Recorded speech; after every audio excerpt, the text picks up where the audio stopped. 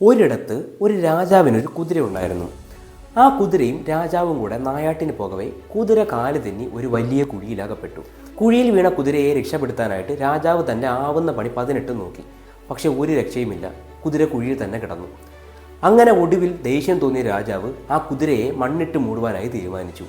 അങ്ങനെ രാജാവ് തൻ്റെ സൈന്യത്തെ എല്ലാം വിളിച്ചിട്ട് ആ കുതിര കിടക്കുന്ന കുഴി മണ്ണിട്ട് മൂടുവാനായി ആജ്ഞ നൽകി. പക്ഷേ കുഴിയിലകപ്പെട്ട കുതിരയ്ക്ക് എങ്ങനെയെങ്കിലും തൻ്റെ ജീവിതം രക്ഷിക്കണമെന്ന് മാത്രമേ ചിന്തയുണ്ടായിരുന്നുള്ളൂ. അങ്ങനെ സൈന്യം ഒടുവിൽ കുതിരയുടെ പുറത്തേക്ക് മണ്ണ് വെട്ടിയിടുവാനായിട്ട് തുടങ്ങി. കുഴിയിൽ കിടന്ന കുതിരയുടെ പുറത്തേക്ക് വീണ ഓരോ തരി മണ്ണും കുതിര തൻ്റെ ശരീരം കുടഞ്ഞുകൊണ്ട് താഴേക്ക് വീഴ്ത്തി. അതിനുശേഷം ആ വീണ മണ്ണിൽ ചവിട്ടി കുതിര മുകളിലേക്ക് ഉയർന്നു വരാൻ തുടങ്ങി. അങ്ങനെ ഒടുവിൽ ആ സൈന്യം കുഴി മൂടാറായപ്പോഴേക്കും കുതിര പുറത്തേക്ക് ചാടി തൻ്റെ ജീവിതം രക്ഷപ്പെടുത്തി. അതിനുശേഷം ഒരിക്കലും കുതിര ആ രാജാവിൻ്റെ അടുത്തേക്ക് തിരിച്ചു പോയിട്ടില്ല. ഇതിൽ നിന്ന് നമുക്ക് മനസ്സിലാകുന്ന 2 കാര്യങ്ങളാണുള്ളത്.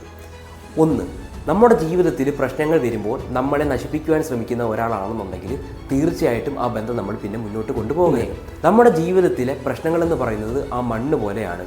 നമ്മളെ ഇട്ട് മൂടുവാൻ ശ്രമിക്കുമ്പോൾ പോലും നമ്മൾ ആ പ്രശ്നങ്ങളെ ചവിട്ടി മുകളിലേക്ക് ഉയർന്നു വന്നാൽ മാത്രമേ ജീവിതത്തിൽ നമുക്ക് രക്ഷപ്പെടുവാൻ സാധിക്കുകയുള്ളൂ. അപ്പോൾ ഇനിയും ഇതുപോലെയുള്ള ഒരു വീഡിയോയുമായി കാണാം. ബൈ.